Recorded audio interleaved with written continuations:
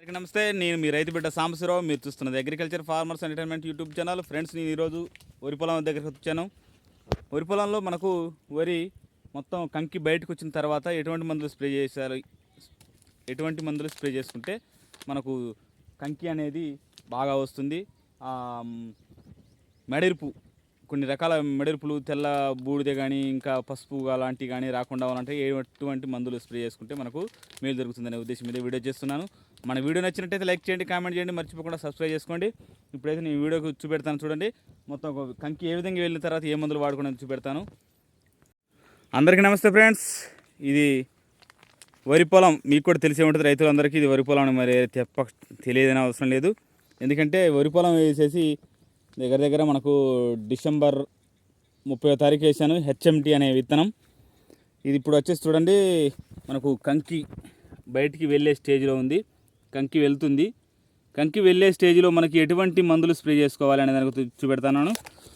ఒకసారి చూడండి. ఇటువంటి వెళ్ళే ముందు మనకు వెళ్ళిన తర్వాత అయినా కూడా ఇది మనకు మెడ విరుపు లేదా పసుపు కాటుక అనేది రాకుండా ఉండాలంటే మనం ఖచ్చితంగా ప్రతి ఒక్క రైతులు మందులైతే చాలా మందులైతే స్ప్రే చేస్తారు. భీమ్ పొడి లాంటి ఏవైనా స్ప్రే చేసుకోవచ్చు. కానీ చూడండి, నేనైతే ఈ మందు నాటివో అనేదని స్ప్రే చేయడం వల్ల మనకు వరిలో కొంత పచ్చదనం ఏర్పడి మనకు పోటాకు అనేది ఎరుపు రాకుండా ఉండి పచ్చదనంగా ఉండి కంకి అనేది మొత్తం బాగా మంచిగా వెళ్ళడానికి, అది పాలు పోసుకోవడానికి మరియు కాటుక మరియు మెడెరుపు రాకుండా ఉండడానికి నాటివో అనేది చాలా విధంగా ఉపయోగపడుతుంది.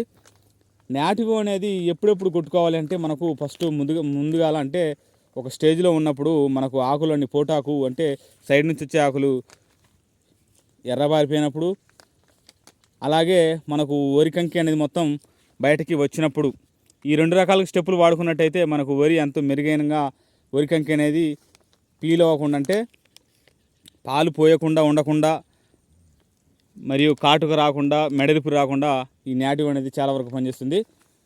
నాటివో గురించి మన రైతులందరికీ తెలిసిందే. నాటివో అనేది బేయర్ కంపెనీ వారిది నాటివో. ఇది ఒక ఎకరానికి వచ్చేసి 100 గ్రాములు అనేది అయితే స్ప్రే చేసుకోవాల్సి ఉంటుంది. 100 గ్రాములు అంటే ఎకరానికి వచ్చేసి 8 ట్యాంకుల నుంచి 10 ట్యాంకులు అంటే 8 ట్యాంకులు అయితే సరిపోతాయి. 8 ట్యాంకుల వరకు స్ప్రే చేసుకోవచ్చు. ఇది మనకు కాస్ట్ వచ్చేసి దీని మీద అయితే చూడండి 100 గ్రాములు వచ్చేసి 1200 రూపాయలు ఉంది. ఇది మీకు మీ షాపులలో దగ్గర 900 నుంచి ఎంతైనా ఉండొచ్చు, చెప్పలేము. అయితే ఫ్రెండ్స్, మీరు ఈ నాటివో కూడా ఇప్పుడు వరి వెళ్ళే దశ కాబట్టి మీరు ఖచ్చితంగా వాడండి. దీంట్లో ఏ ఉన్నాయో ఫార్ములాస్ ఉన్నాయో మీకు చూపెడతాను చూడండి. డెబిక్వినాజోల్, ట్రైఫ్లోక్సాస్ట్రాబిన్ 25 ఈ రెండు కలిసి ఉన్న ఫార్ములా ఉన్నాయి కాబట్టి మనకు ఇది ఖచ్చితంగా మనకు నాటివో అనేది పాలు పోసుకోవడానికి అంటే గింజలు అనేది మొత్తం పాలు పోసుకోవడానికి మరియు పోటాకు నివారించాలంటే సైడ్ నుంచి వచ్చి ఎర్ర ఆకులను నివారించడానికి మరియు మెడ ఇరుపు రావడానికి అంటే మెడ ఇరుపు రాకుండా ఉండడానికి, మన కంకి వెళ్ళిన తర్వాత వంగేటప్పుడు అనేది కాండం గట్టిగా లేకపోతే మెడ విరుపు అనేది వస్తుంది. ఈ విధంగా రెండు రకాలుగా లేకపోవడానికి వాటిని నివారించడానికి నాటివో ఎంతగానో ఉపయోగపడుతుంది. మన వీడియో ఖచ్చితంగా మన రైతులు చూస్తున్న రైతులందరూ సబ్స్క్రైబ్ చేసుకోండి, లైక్ చేయండి, కామెంట్ చేయండి ఫ్రెండ్స్. Thank you.